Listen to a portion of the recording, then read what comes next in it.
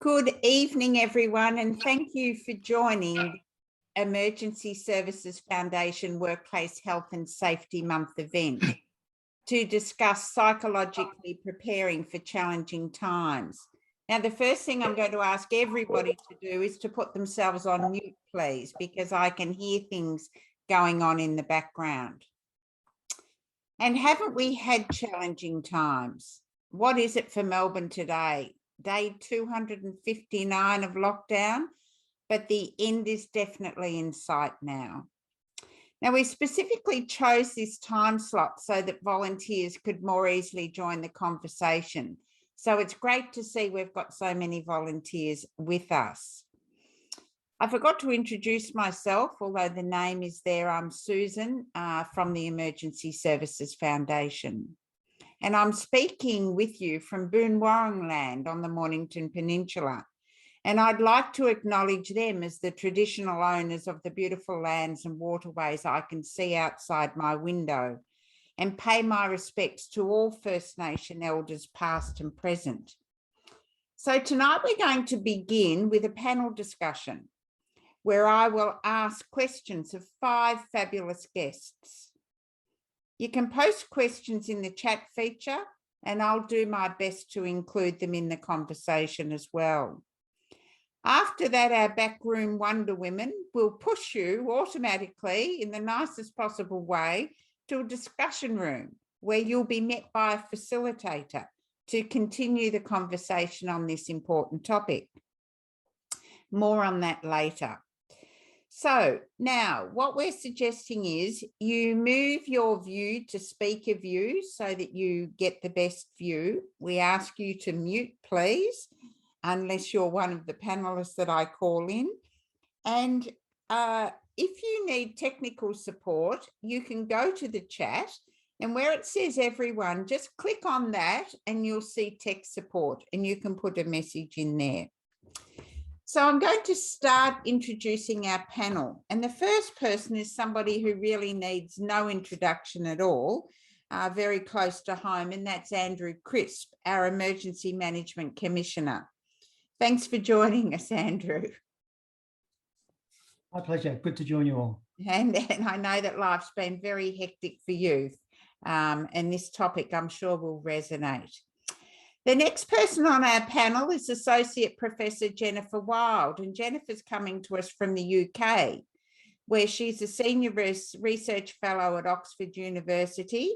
My family comes from Newbury, not far away. Her area of expertise is in developing and evaluating evidence-based interventions to prevent stress-related conditions in emergency responders. Among her publications is a book on resilience. Be extraordinary. 7 key skills to transform your life from ordinary to extraordinary. It sounds fabulous. Thank you. Welcome, Jennifer, and thank you for joining us. Thank you. And from New South Wales, we have Associate Professor Monique Crane, founder of Resilience Research and Training Systems at Macquarie University, where she directs a program of research to generate knowledge that underpins policy and practice to support the psychological resilience of personnel in the Defence Force.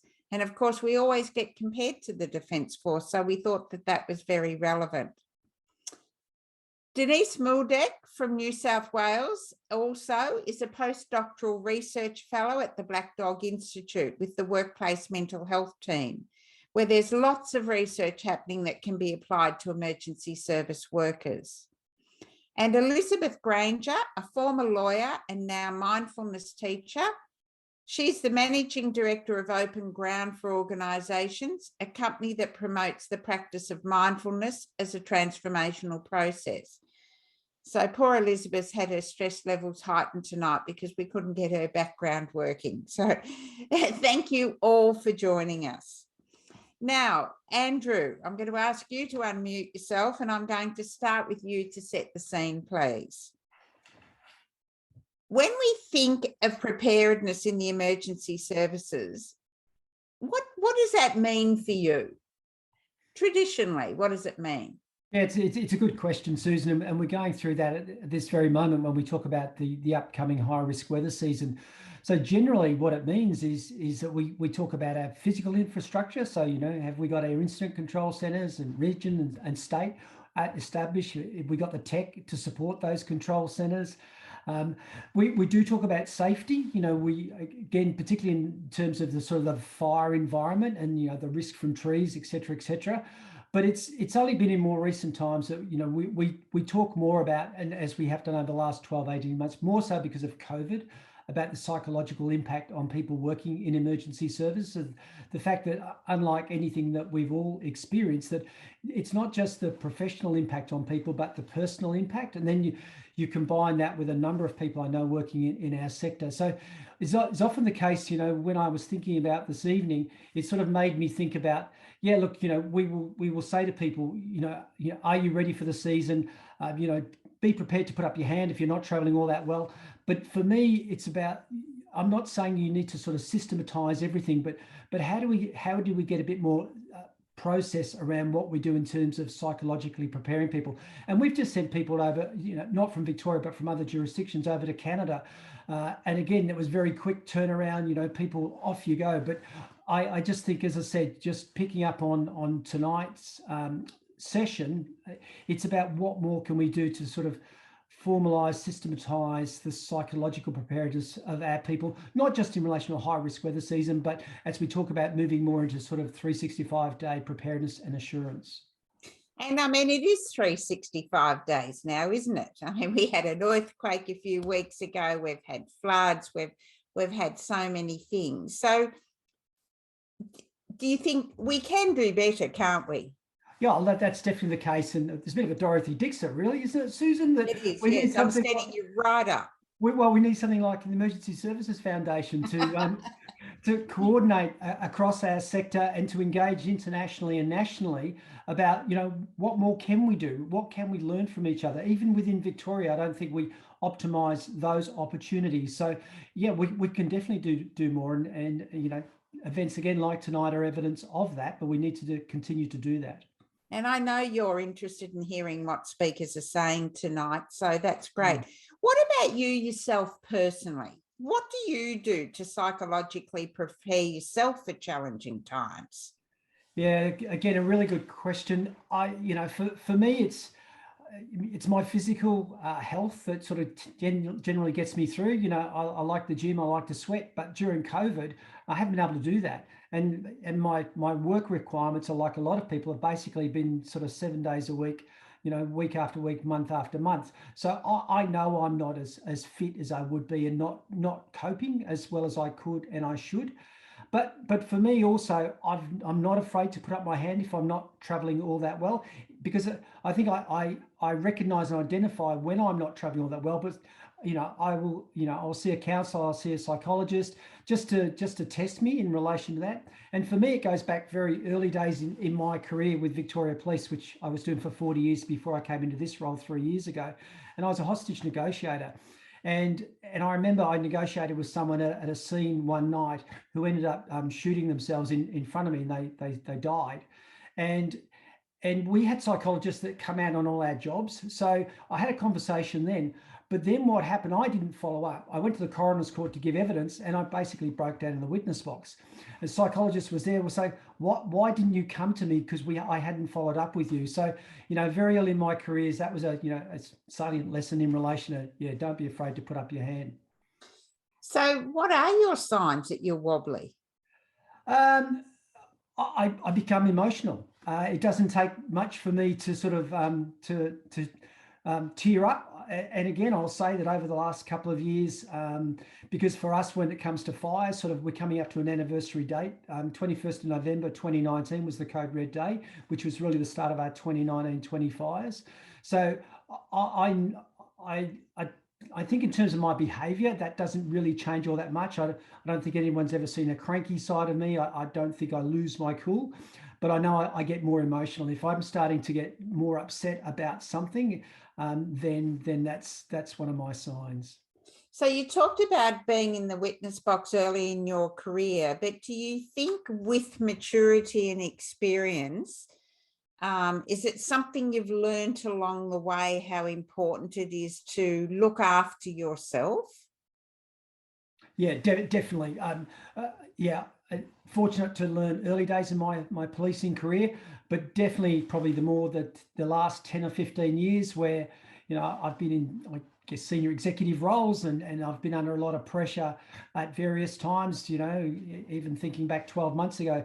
If you'd asked me the same question, I probably would have teared up. I was under a lot of pressure as a result of different inquiries, a lot of focus on me in the media. Going through a difficult personal time with, and I've said it publicly before, one of our daughters had a miscarriage. So, everything really came to a head at one particular point in time. And it's interesting for me because, we always go, ask that question, are you okay? And invariably, a lot of the time we'll go, yeah, I'm doing okay. But when I was going through that, someone rang me up and they actually asked me if I was okay, and that was it. I just it was just a real moment for me that I then took the next week off. So I have learned. Yeah, thank you, Andrew. Thanks for being so authentic. Now, if you've got any questions for Andrew or any of the other speakers, please add them to the chat. Jennifer, I'm going to turn to you now. You were part of some research, you contributed to some research that was reported in the Psychiatry Journal called Pre-Incident Training to Build Resilience in First Responders, recommendations on what to do and what not to do. I'm really interested in what we should be avoiding. Can you tell us about that, please? Yes. So a lot of the studies that we reviewed and evaluated in terms of their contribution to the field showed that evidence was inconclusive for various interventions that had been developed to improve psychological preparedness. And there certainly was enough evidence to say that we absolutely should not deliver psychoeducation. So psychoeducation is basically just giving information about mental health problems or information about stress or information about what to do in times of stress. And just the provision of that sort of information without any other kind of support is ineffective at preventing the development of mental health problems. And I've been involved in some of that research. So I've conducted a randomized controlled trial of a resilience intervention in the UK, comparing it to the giving of information about how to deal with stress, what a mental health problem is, what post-traumatic stress is, what depression is, what you might want to do that's helpful. And with this particular trial, psychoeducation did nothing. But interestingly, people really liked it. And I think that's where the field's been a bit confused, because often when these interventions have been evaluated, we have collected data on how much did you like the intervention, would you recommend it to a colleague? So in this particular study, 98% of emergency workers, police, firefighters, paramedics who received psychoeducation really enjoyed it, really would recommend it as a helpful tool for their colleagues, and yet it didn't improve resilience, well-being, or prevent any mental health problem. And we've evaluated it in another trial where we've looked at a preventative intervention for improving resilience to stress and post-traumatic stress and depression. And again, psychoeducation, it was rated highly, but it had no preventative effects. So we can absolutely come down and say we should not be delivering psychoeducation. So what should we be doing? And so my team has conducted a systematic review of all the available resilience interventions for stress for emergency service workers. And it's a confusing picture. There's often not very long follow-up periods, for example. So it can be difficult to make conclusions, but we evaluated the interventions on the robustness of their effect sizes. And we found that the interventions that were more likely to be helpful in terms of improving resilience to stress targeted what we call modifiable risk factors. So these are the kind of psychological risk factors that can be changed with training, for example, with cognitive behavioral therapy. So interventions that targeted suppression, so the suppression of thoughts or emotions, or behavioral disengagement, which is essentially avoidance, were helpful in improving resilience to stress. We've just completed a trial in the UK where targeting the tendency to ruminate about past events has been effective in reducing rates of PTSD and depression when compared to psychoeducation and standard practice. So when we think about pre-deployment preparedness, we need to first understand what it is we're preparing for.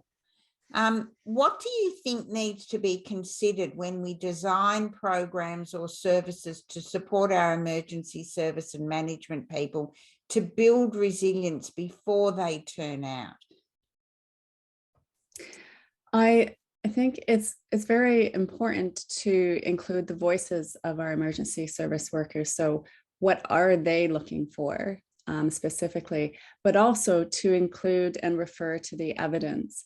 So there is now a small body of evidence which is growing, which shows that if we can target psychological risk factors that can be modified, we're more likely to build resilience to stress-related psychopathology following critical incidents. So I think that's very important. I also think it's very... Can I just interrupt you? For some people, what are the risk factors that can be modified? Yes. So some people out there won't know what you mean by that. Of course. So a fixed risk factor would be something like sex or socioeconomic status, for example. That's something we can't easily change. Of course, we can have surgery for, gender reassignment, except, but, it's generally considered a fixed risk factor. A modifiable factor is the psychological, cognitive, and behavioral processes such as rumination, the tendency to push emotions out of one's experience or push thoughts out of one's mind, avoiding going back to or facing triggers for unwanted memories, for example. So they're the kind of processes that feel quite natural in the aftermath of a difficult event, but that we can show experientially with alternative tools how to modify those to reduce unwanted memories and distress, for example. So that's what we mean by targeting modifiable risk factors. And the other point I wanted to make is there's an increasing body of research looking at the influence of families and how it can be helpful to include family members in our conversations with emergency service workers in order to improve resilience. We're just starting to do some work on that at the moment at the foundation, which is really interesting. You should say that. Can you please give us an example of a pre-incident intervention that you know has been successful in improving an individual's ability to manage stress that emanates from traumatic incidents? Yes, I can. So it's just right hot off the press, but my team has just conducted a randomized controlled trial of a resilience intervention that was developed to target modifiable risk factors. So first we conducted a prospective study of 2 years where we took all paramedics who were joining the London Ambulance Service. So they were young, they were new, they hadn't been exposed to much trauma before, and we followed them for a number of years. And we looked at the psychological factors when they joined the service that would predict whether or not they became unwell over time. And we found that the most robust predictors of post-traumatic stress was rumination or dwelling about past events. And the most robust predictor of depression was what we call unhelpful thoughts about one's resilience. So identifying themselves as not being good copers, for example. We then developed a program to modify rumination and resilience appraisals, and we've evaluated it with 600 student paramedics across England and followed them up for 2 years. And the trial's just come to an end, and we've been able to demonstrate that the group who got the resilience intervention had significantly lower rates of PTSD and depression than the group who had information about mental health and stress and depression and PTSD, and the group who had standard practice. So the group who did the best was the resilience intervention. They had rates of PTSD of about 5% and depression. And then the group who did the worst was the psychoeducation. They had rates of about 13%. And then standard practice also did not so well with rates of about 10%. So that is probably one of the first trials to show a preventative effect of a resilience intervention delivered at the start of somebody's career. Okay, what does a resilience intervention look like? So our resilience intervention was delivered over 6 weeks, and it was highly experiential.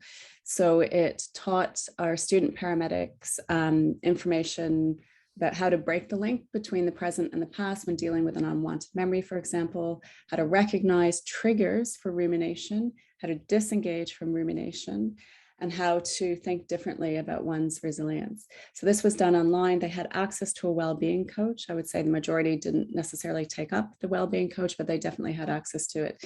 Then they had top-up training for 6 months, 1 module a month, and then we followed them for the next 1.5 years, which so it ended up being a 2-year follow-up. Interesting.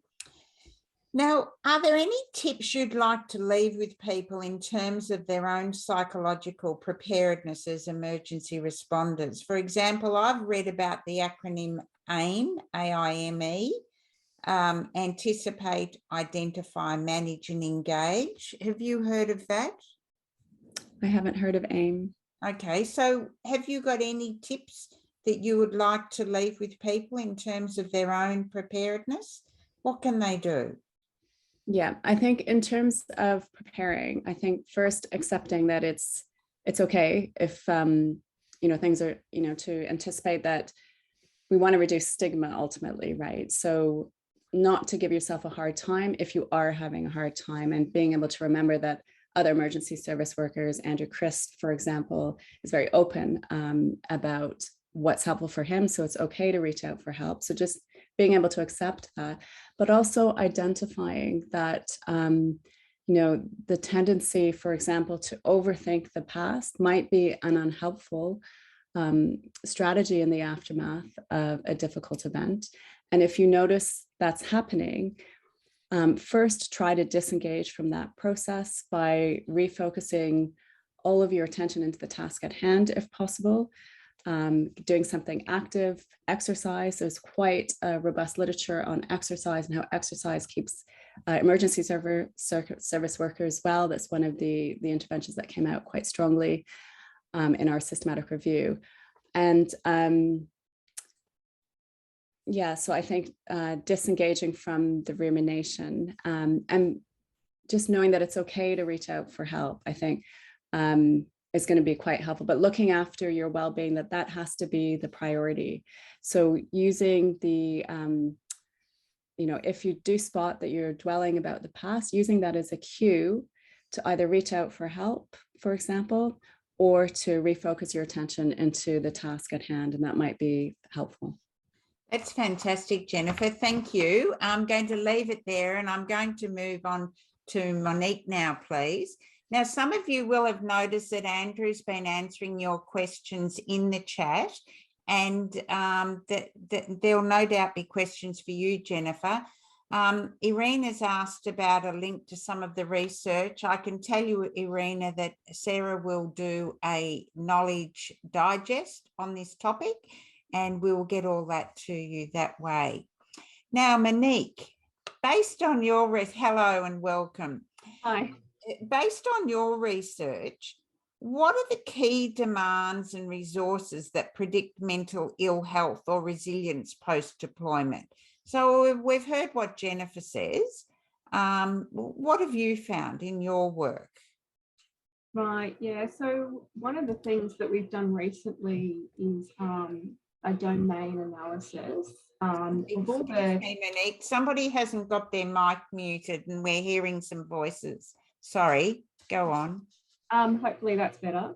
I wasn't sure it was you. It might have been someone else. So we have done a domain analysis of all the job demands and resources people might experience on deployment, and what's most associated with their outcomes post-deployment. And that includes clinical outcomes like depression and anxiety and PTSD, which we commonly hear about, but it also could be perceived resilience, burnout, post-deployment, and even job performance. We looked at job performance and cognitive functioning. And we looked at all the research that exists since records began. So with all the types of job demands and resources that have ever been investigated. So this is a very, very large scale domain analysis and involved around 300 meta-analyses. And what that means is that that domain of research has been synthesized into an understanding of what the association or the strength of association is between this particular demand and that particular outcome. And so this work hasn't been published yet. So this is a very, very new research that we've been doing. And some of the key interesting findings, at least from my perspective, was that when it comes to the objective event of trauma, the objective traumatic event, that accounted for quite a weak association with PTSD or depression and anxiety. The types of things that were most associated, that were bad, led to more poor health outcomes, were the kinds of things that Jennifer's been talking about. Their affective states, their cognitive outcomes, so a type of thinking or ruminative thought, those types of things. What was interesting from our perspective, also compared to the volume of research that's out there, is that guilt and shame was one of the biggest predictors of across all our clinical outcomes, including perceived resilience, and by quite a margin. So it's quite a strong relationship. The problem is there's very little research in that area at the moment. And the other important thing is that when we bring the teams back from deployment, we're screening for elements like anger and aggression, which is really important for PTSD as well. But guilt and shame we haven't been screening for. And so that gives us an important, I guess, point that we should be perhaps looking at some of these other affective states that may tell us whether someone might experience PTSD down the line. Because we don't necessarily see PTSD when they return to Australia straight away, but we'll see it in 3 to 6 months when, you know, they've settled into their home life, you know, and so we'll detect it then. But we need to actually maybe start to intervene earlier when people are demonstrating some of those guilt and shame related emotions. But it's not all a bad news story. There's lots of protective factors as well. So things that are associated with better outcomes for people. And those things actually tended to be, again, under-researched areas, like the nature of motivation. So why they went on deployment, what their experience of deployment was in terms of, do they feel like they were doing a good service? So that sense of having a positive experience on deployment. Having a variety of coping strategies, and the research is moving more and more towards, it's not one type of strategy that's effective, it's a fit between the coping strategy and the coping context and the kind of demand that's playing out and the nature of that demand, and getting the fit right between the way you cope and the nature of the demand environment. And so a good example of that is that when we try to problem solve and manage the stressor, it's great if those stressors are controllable. When they're uncontrollable, which is often the case in the military context, problem solving is not necessarily the best strategy, okay, because you might not be able to control everything that's happening. Or we might engage then different types of strategies like reappraisal strategies or acceptance type strategies, which we've shown has worked in a low autonomy environment. So there's lots of, I guess, protective factors that perhaps we hadn't considered as deeply as we need to. And another one is adequate sleep. If the guys and gals were not sleeping well on deployment, that was associated with much higher risk. And we do know the effects of sleep, but again, under-investigated when we compare it to other things like how much the actual objective trauma is investigated in the context of deployment. And yeah, sorry, I'll leave it. No, that's fine. I've just noticed Jennifer's answered the question about suicide and line manager training, which is really interesting because that's a focus of the work that we're doing at the foundation. And it links into my next question for you, was that you know, there's many different levels of leaders across an organisation. You know, what can the line manager do to help people pre-deployment and during deployment? So a really interesting emerging area is this idea of health-orientated leadership. I'm not sure if that's something that your audience is terribly familiar with. It's sort of emerging in the last couple of years. And it's different from traditional ideas about leadership styles like transformational leadership, because it actually is very specific to health and mental health, and leaders taking a more active role in directly through their communication, directly through their behaviour, directly through influencing working conditions, relating to how they engage with the working conditions and tasks and roles and job design to make it a more healthy environment, but also through the way people role model their own behaviours. So previous research has revealed that there's a pretty consistent relationship between leaders' health and their health behaviours and the health behaviours of their subordinates. Oh, that's interesting. Yeah. And then you find the opposite effect. So when, you know, you've got an unhealthy leader demonstrating unhealthy behaviours, we also see that trickle down to the subordinate.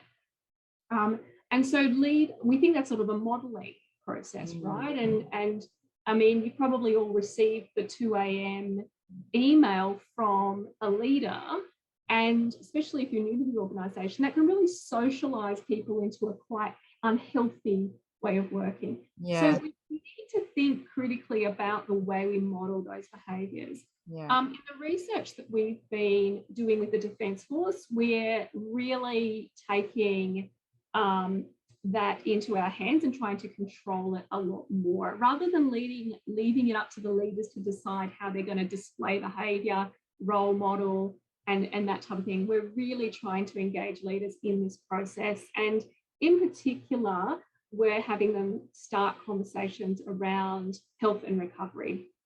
And we're doing that through modifying the military's traditional after action review. So I'm not quite sure if your audience will be familiar with an after action review. Yeah, definitely they are. Yeah. Yeah, right. So traditionally an after action review, at least from the military perspective, is on skills and drills and tactics. It's very concrete in terms of the what did you do? Yeah. How did you navigate the situation in terms of skills and drills? For the mental fitness after action reviews, which is what it's being called, we're more focused on the psychological elements of coping with the demands in a reflective group-based process, where that's leader-led, and they're given basic coaching advice and instructions on how to lead these things. And the idea is that they lead a conversation about identifying the situational demands, the psychological demands, how that was managed, but also what we could do differently in the future, and what we would sustain in the future for managing those psychological demands. And for the soldiers, we call it sort of mental demands. Now, what we found when we've implemented this against a control group who just did their normal AARs, so that's the skills and drills, the tactics AARs, is that not only did it improve the mental health of the team in terms of measuring things like anxiety, depression, and perceived stress during a stressful training period, it also improved the performance of that team in the context in which it was delivered. So if it wasn't delivered in another context, it didn't improve that performance in that context. It improved it in the context in which it was delivered. Yeah. And that again was compared to a control group. Okay. I'm just conscious of the time. I just wanted to ask you one last question about the role of self-reflection in the development of resilience? Right. So I guess the way to start looking at this is that we know there are a plethora of capacities that people develop in order to manage their resilience over time. Our research question is, how do they get there in the first place? And as Andrew was talking about earlier, there's an experiential component to this where you kind of learn along the way. It's almost like a natural that develops.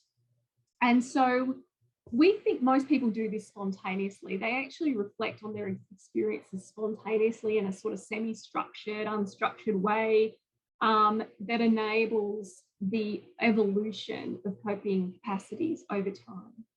And so, like Andrew, he's discovered a few things as he's been going, like I should contact people earlier, I need to do this, I need to touch base, I need to engage my family or whatever it might be. And we all go through that. What we've been doing with structured self-reflection is speeding that process up by getting people to do guided, adaptive self-reflection over the course of moderate daily stresses. So, and what we're doing is preparing people for bigger stuff. We're building that capacity slowly in an iterative fashion where they reflect, develop coping self-insight, and then they build their capacities on top of that. When they appreciate how they cope, what their strengths are, but also where there might be some room for improvement around their coping capability. Oh, thank you, Denise. That's really interesting. Not Denise, Monique, sorry. I'm going to move on to Denise now. So if you've got any questions for Monique, please put them in the chat. So Denise, as I said before, is from Black Dog, and Denise has been working on a smartphone app tailored to the needs of emergency service workers. So there's a lot of apps out there, Denise. What's different about this one? Yeah, indeed, a lot of apps out there, especially now when everything is going online. Yeah, this app was introduced like early 2020. We received some funding from the Australian government as part of the National Bushfire Recovery Fund to improve access to care and also mental health outcomes for the emergency service sector and their families, especially for those who were impacted by the bushfire disasters of 2019 and 2020. In response to that, we at Black Dog Institute, we created the Bushfire Support Service project. And this project basically provides a variety of free evidence-based clinical, but also digital mental health support options, such as online resources like fact sheets, but also the opportunity to connect with a mental health professional online, or when face-to-face is possible, face-to-face as well. This Bushfire Support Service project also provides some training for health professionals who are possibly involved in the treatment of emergency service workers with possible trauma, anxiety or depression. And one other aspect of this Bushfire Support Service project was the development of a mental health mobile phone application. We called it the Build Back Better app. And this smartphone application basically provides evidence-based strategies for stress, anxiety, depression, tailored to the needs of the individual and thereby the audience, the emergency service workers. And basically, I guess what is different, but also why it's specifically for emergency service workers, is that a really great strength and opportunity for us was that we were able to create this app for emergency service workers, but also with emergency service workers. We consulted different emergency service workers from different organizations across Australia. Like we contacted the Queensland State Emergency Service, bushfire services, like different types of organizations. And we basically run some workshops to ask them about, like, okay, we are thinking about creating this app. What would you like to see in this app? Like, what kind of activities would you like to see? How would you like to see any clinical content presented in this app? So we consulted with them about, you know, the clinical content, like how would they like to learn about anxiety, depression? How would they like to be prepared for any future event that they are possibly going through? But we also asked them some basic questions about colors and the design of the app, like what would you like to see in this app, like what kind of features. And I guess that was extremely helpful to run those workshops because we... Oh, Denise, we've lost you. You've cut out. I'm going to come back to Denise, and I'm going to move on to Elizabeth. We'll see maybe if Denise can go out and come back in, that could be helpful.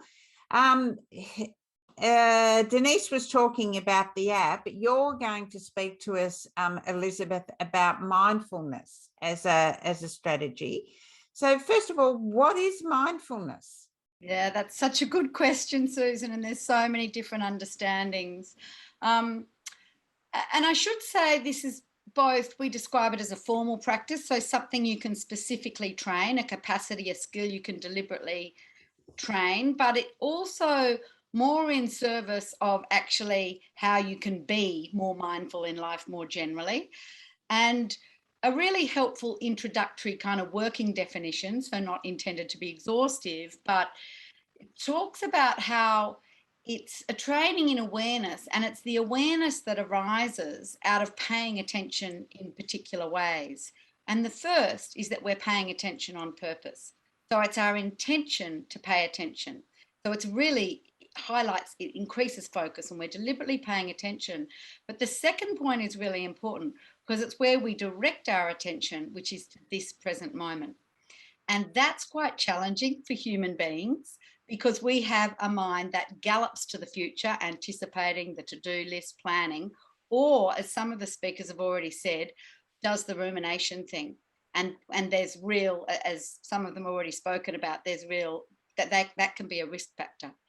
It sounds like you're describing me. And me, and probably all of us. I mean, that's like there's research to show that our mind involuntarily wanders from the present 47% of the time. So we all have this actually. And this is where it's a real training so that we have a little bit more mastery over where we choose to place our attention rather than it getting hijacked here, there and everywhere. So the presence is really important, that we're really trying, it's a real mental training in terms of that we bring it back. Off it goes again, we bring it back.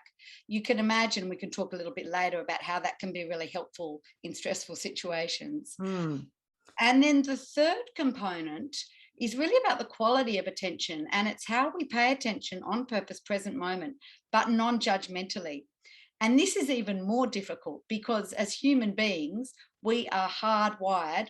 Automatically, we enter a new environment, meet a new person, face a new situation, and we automatically start judging, evaluating, etc. Because we've got a nervous system that wants to know, is this safe? I'm going to approach. If it's dangerous, I'm going to back off.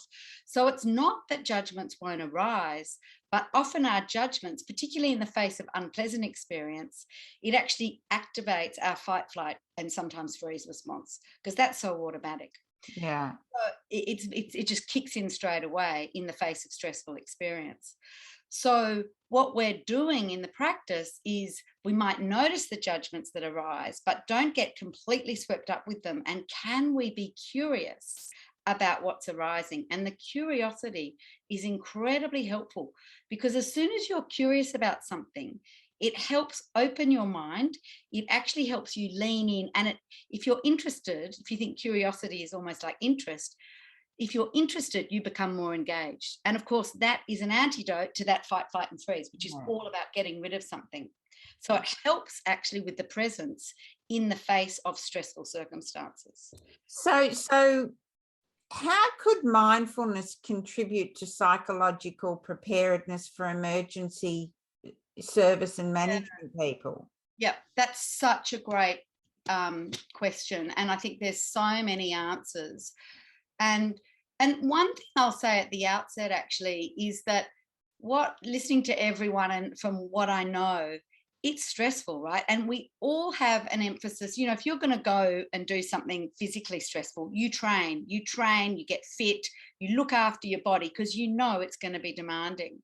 And one of the things, that's why I love the topic of this webinar, is that actually it's also stressful on our mind. So I really think of mindfulness practice as a training for the minds and a way of actually looking after our minds and making them as robust as possible. But to be more specific, you know, it comes back to that idea of presence, if you like, because one of the things we're doing with mindfulness is we are learning how to be present with our experience, not just for the good, and it's lovely because we get to be more present for the good things in life, which often we don't because we're so preoccupied with our concerns and our worries, but also how do we be present with the not so good, the stressful, the unpleasant. So it doesn't actually, it's not about having some type of experience. It's really about how do I be present no matter what is arising. And in this way, if you think about it, most of our stress and our distress comes from wanting things to be different than how they are. And what we're deliberately trying to develop is this capacity to be present with whatever's arising exactly as it is. And this is where the curiosity helps. But in that way, we learn to bear a much wider range of experience, which is kind of foundational to resilience, this capacity to bear experience. And, you know, the literature talks about distress tolerance and distress intolerance. So we can tolerate a wider range, if you like. And I think the other thing that could be really helpful also is if you think of resilience in terms of that ability to bounce back. So, you know, depending on the stimulus or the trigger, of course we can get derailed or whatever, but then how to come back and recover more quickly. So how do we know mindfulness works in this way? There has been some research. There's been actually quite a lot of research. There are people that are much more well-versed in the literature than I am, the research literature, but I know there's been some research. We were involved in a pilot program last year. This was for veterans, doing a customised mindfulness program for veterans and their family members. So I know there was an earlier comment about getting family, and that was really great to have both, actually.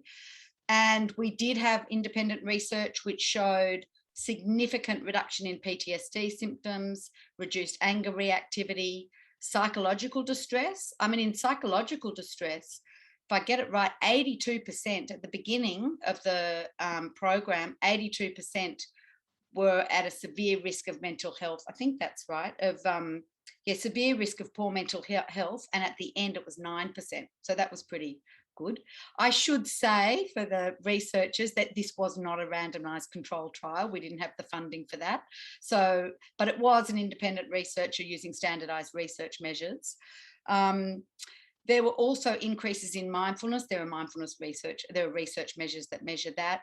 And then there were the subjective self-reports that were very glowing, and they also talked about improvements in their relationships, both at work and at home, and that others had noticed that as well, improved sleep, etc. So there's the self-report measures. And I have to say, and I was grateful that these findings were there, but it seemed to be in line of some of the international research that I know. This is more in line with the veterans that we were really exploring. We did a lot of stuff before we did the program, but there's quite a sound body of research now showing that mindfulness is quite helpful for emotional reactivity, improved emotional regulation, reduced PTSD symptoms, increased mindfulness and the like. So and just very quickly, because I'm conscious of the time, what's the benefit of doing mindfulness in a class situation face to face as opposed to doing it on an app? I know when I can't sleep, I find something and put it on, and ESF has got its mindfulness tapes. I mean, there's places for both of them. But I think apps are wonderful. I think apps are fantastic. And actually, all our courses have an app. The practices are on an app. So I think apps are brilliant way to begin with practice, and a brilliant way also because of the scale. Like, as we heard just before, that, you know, that they could reach so many people. Black Dog Institute could reach so many people. So I think apps are really wonderful, and I think they've got so much benefit. They're so easy and available. I do know of some research that's just come out, or I'm not sure whether it's been accepted for publication yet, but I know the researcher who said there can be a high attrition rate. Well, there was a high attrition rate with the use of apps. And this was about public sector employees, so not emergency service workers, but there was one group that used just the app, one group that used the app and could have some classes, and they did a lot better. And I think the classes really boosted motivation and engagement. But the other and the people that just used the app, it didn't show any significant benefit because there was a high rate of attrition. But what I know from my experience actually is that often people do get to a point with an app and then say they hit a roadblock because all of a sudden it's like, oh, this is too difficult, or it didn't help with it, et cetera, et cetera. And of course, this is inevitable to some extent, because what we are dealing with is we will come across our habits of mind. So actually, the whole idea of mindfulness, it's not just a training of attention and that ability to interrupt being taken away and being hijacked by difficult thoughts, intrusive memories coming back to the present is wonderful, wonderful capacity to have. But over time, through that training of attention, you're actually developing much greater self-awareness of your patterns, your habits of thinking, emotional reactivity, triggers, etc. Once you have the awareness, then you can interrupt those patterns that don't serve you well and do more of what does. So the self-awareness actually helps you take more skillful action.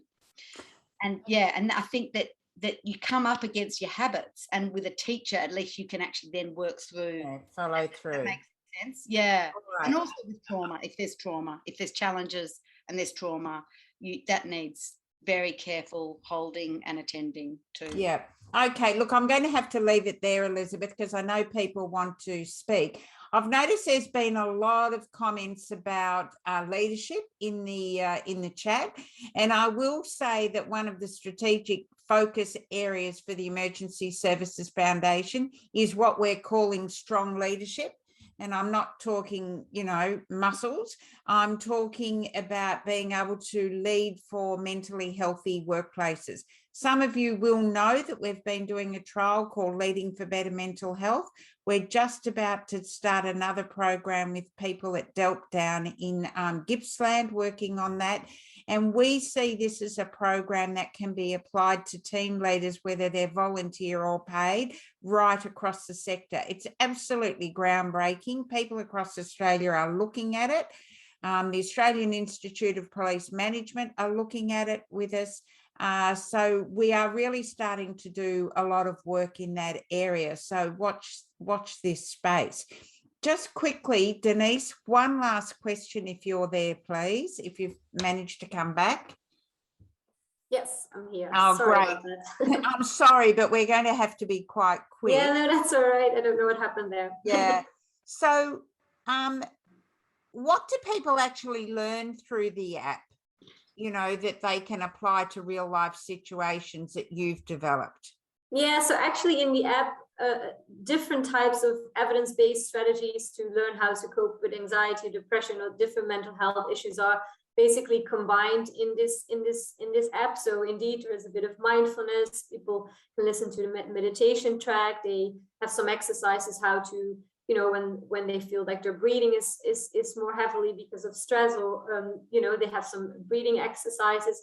There is an activity in there how to approach people, if they feel like maybe a family member or a friend or a colleague is struggling, like how to actually approach a person who's maybe in need. So they basically get some really valuable tools that they can use in real life situations that they probably have been across already, or maybe in the future. So yeah, different types of techniques, tools they can use.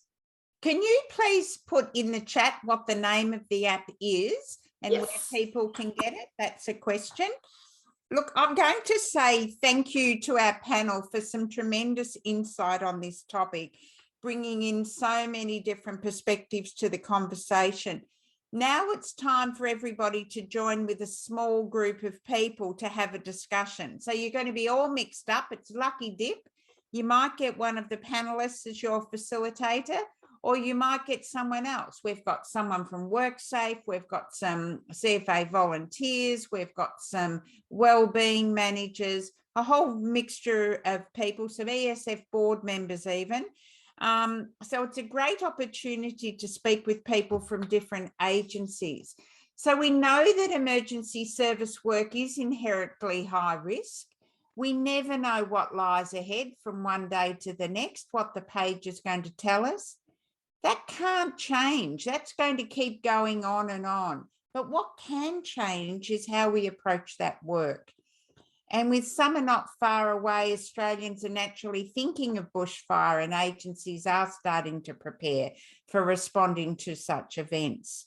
What we want you to discuss is what would be the best possible pre-deployment or season psychological preparedness look like? What would it look like, the best possible? And I know you're all from different agencies, so put your own spin on that question.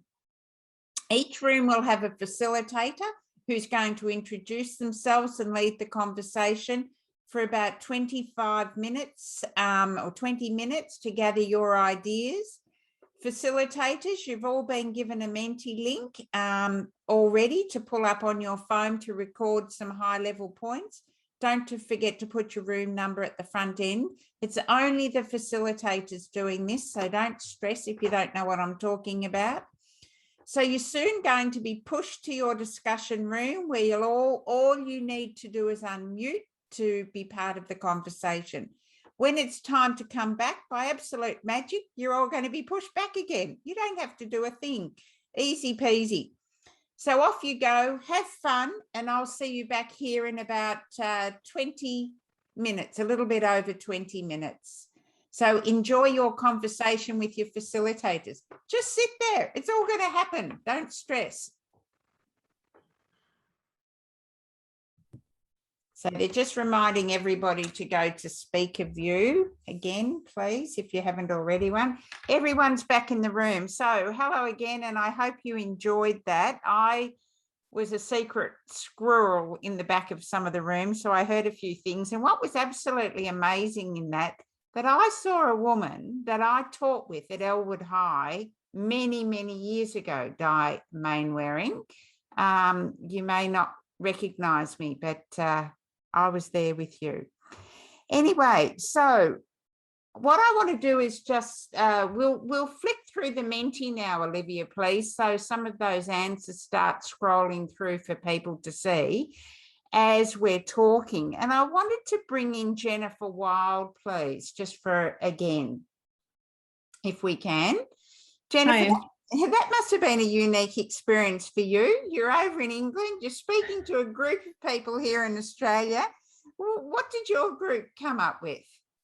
We came up with quite a few different suggestions. Psychological first aid came up as something that people liked, and we explored that in a little bit more context about what it was about psychological first aid that was helpful. And one of the conclusions we came to was it helped to raise awareness about the available resources. So when people go through something difficult, they know what resources they can tap into afterwards. It also helped people to think about their own mental health and opportunities for self-care. So that seemed like a helpful tool.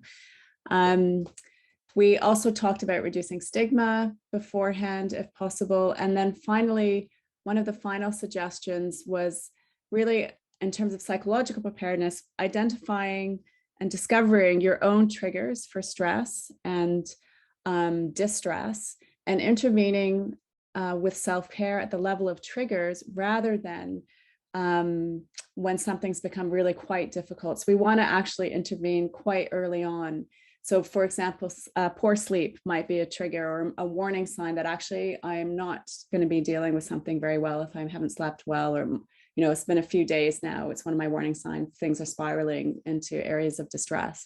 So I will now make sure that I do what I need to do to take care of myself, which might be, even though I'm tired, increasing my exercise, for example. So responding to triggers as opposed to much later on in the process can be helpful. So those were some of the things that we discussed. That's terrific. And it's interesting to hear that, because we run a program called Mental Health Matters, and that's about, you know, just stop for a moment and just think about your own signs and symptoms. Get to know yourself, do it with a partner and discuss it. So that's really interesting. Rebecca Williams from WorkSafe, you were a facilitator. What did your group speak about, Rebecca? Hi, thank you, Susan. Oh, look, very passionate group and lots of reflections. I think the part I'll pick up a really a big part of the conversation was about leadership, and particularly building others up as they are emerging into the sector, really focusing on mental health and supporting people, and that is really fundamental at all levels, and should be fundamental training for all. The group spoke about also self-awareness and self-care as leaders as well. So people who are really busy looking after everyone else, but possibly neglecting to look after themselves. A good debrief at the end of the year was another strategy, really having great workplace relationships and peers around you who you have developed trust with and who you can go to and really spill your guts and get rid of that excess baggage after a stressful event or situation. There are some of the things that came up, Susan. Thanks, Rebecca. That's great.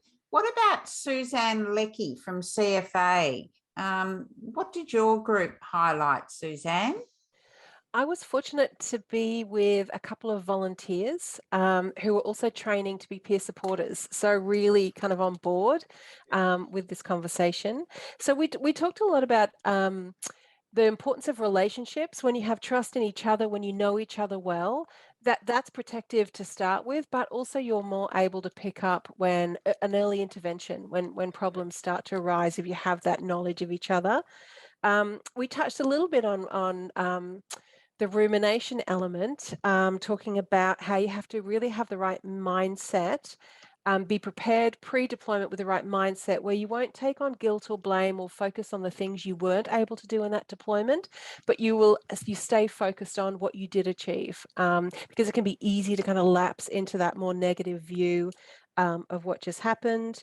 Obviously, the importance of peer support and that personal responsibility piece about having the kind of wisdom and confidence to say when you're not right for that deployment, to be able to kind of tap out, and how we need more leaders who are able to encourage that honesty and that confidence in people to do that.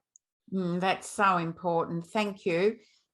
Tony Pearce, Chair of ESF and Inspector General. I'm sure you enjoyed the opportunity to speak with some people.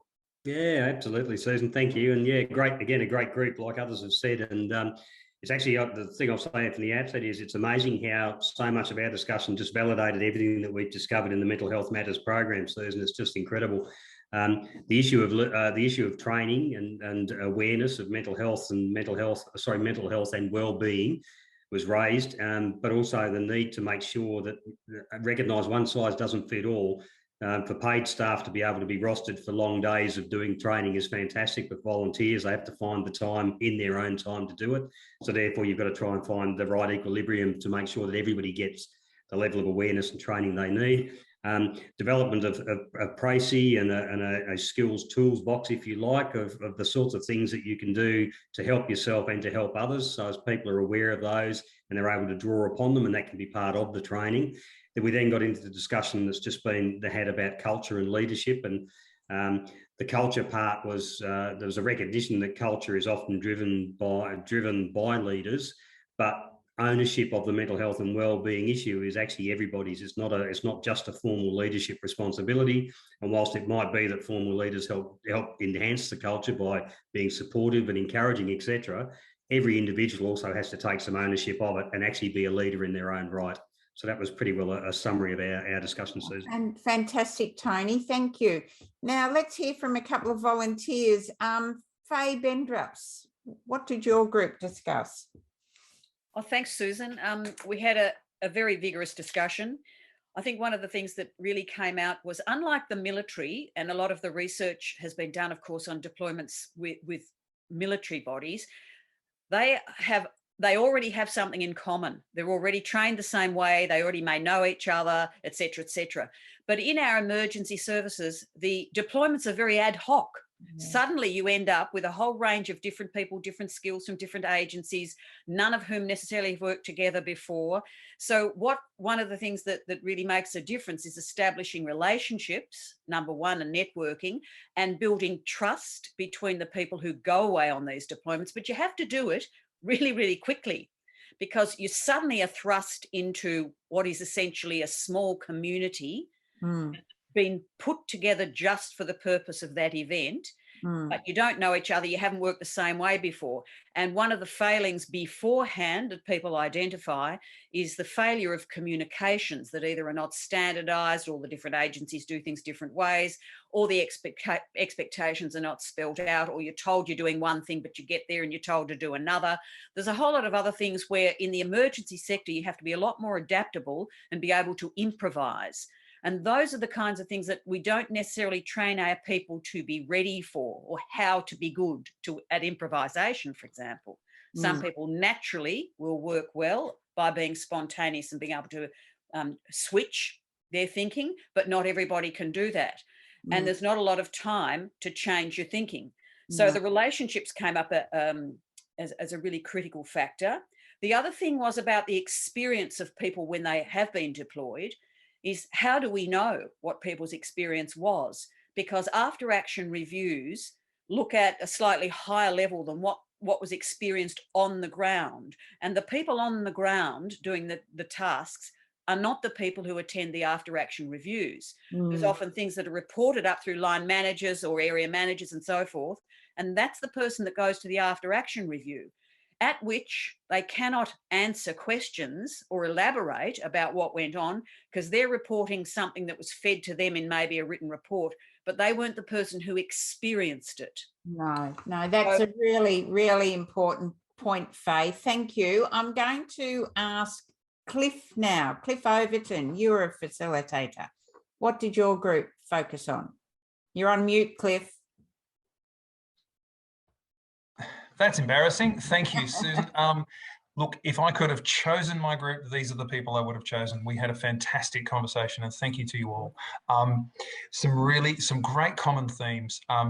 For us, context was everything. It's all right to talk about what we consider here as a major deployment, but for every one of those, we probably go to 100 local jobs. So whilst we may look at how do we psychologically prepare our crews and equip our leaders with what's traditionally called soft skills, but we need to move away from that and talk about the really important people skills, empathy and understanding, so they can look after crews.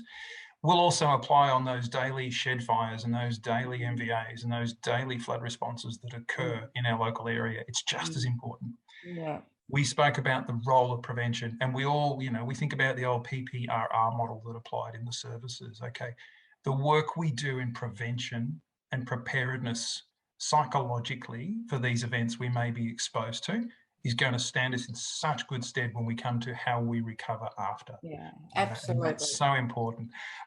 Really heartening to hear that people are enthusiastic about adding to our training packages and including mental health as an important part of our training. And the one that stood out for me more than anything else was the fact that we have to stop calling it mental health and physical health.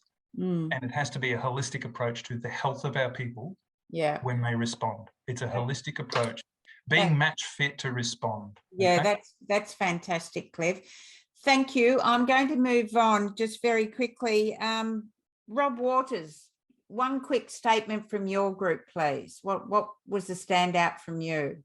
Thanks, Susan. Our group was pretty consistent in our theme. I think the big thing about psychological preparedness for a deployment was about having some information early, access to information prior to the event. I think that was really important for them because they felt that they could be more in control of, I suppose, their wellness.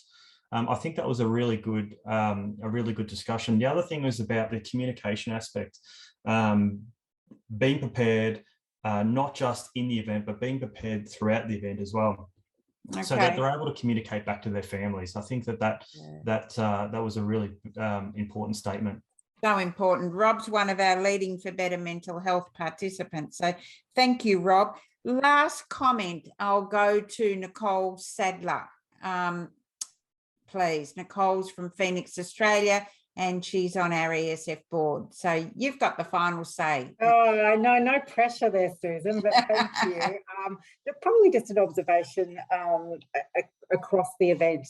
What I think that what this has been able to do is that it's a really nice collaboration between what we see in the research and what the evidence tells us what works, but it has to make sense for the sector, and it has to make sense for the different parts of the sector. So it has to make sense for the volunteers and for people at different stages of their career. And it has to make sense and be something that is applicable every day of the year for any event. You don't always see the events coming, and there's not just one season. We know that people can be exposed to difficult things any time of the year. So this whole idea that we need to have solutions that address things about culture, they make sense across the entire organisation, and they make sense for your sector. I think were sort of the take-home messages that we came up with, and there are some fabulous people, very dedicated, who are working in this field, and thank you for the work that you do. So thank you, Nicole. And I think from your perspective and from Tony's perspective and Andrew's perspective, it's really heartening to say that, what we're doing as ESF is really on the right track here in terms of what people are wanting. So I think what we've got is that there's some real themes that emerged here tonight. And, with wellbeing managers from across the sector with us tonight, as well as Andrew and Tony Pierce, you can be assured that the right people have heard what you had to say, and I know that they'll take on board your ideas. Andrew had to leave, but he has sent me a message to say how much he enjoyed it and interacting and learning. So it's time to say thank you to you for joining us. Thank you to our panel for inspiring the conversations, our facilitators for their assistance, and JT Production for their backroom making it all happen. You'll soon receive a survey when you log out. It contains a couple of extra questions which really relate to something that came up tonight, and that is a study that we are starting to do on how emergency service work impacts on family life. It will literally take a couple of minutes, and your responses will be incredibly valuable to us. So please be sure to complete that for us. So I'm going to say good night now. Susan, before you leave. Yes. Kayleen Dargis just asked me, you were not Mackenzie. No, that's right. Yes, no, I wasn't Mackenzie at the time, Di. I'll say to everybody, stay safe, stay well and positive, stay on the line, Di, if you want to have a chat. Will do. I'll say good night now. In a couple of days, you will receive an email from us that's got a link to the recording of the panel conversation here. And so you can get that in a couple of days' time. Look out for that in your email. So good night, everybody. If anybody wants to stay on the line and have a quick chat with me, I'm very happy to do that. And thank you.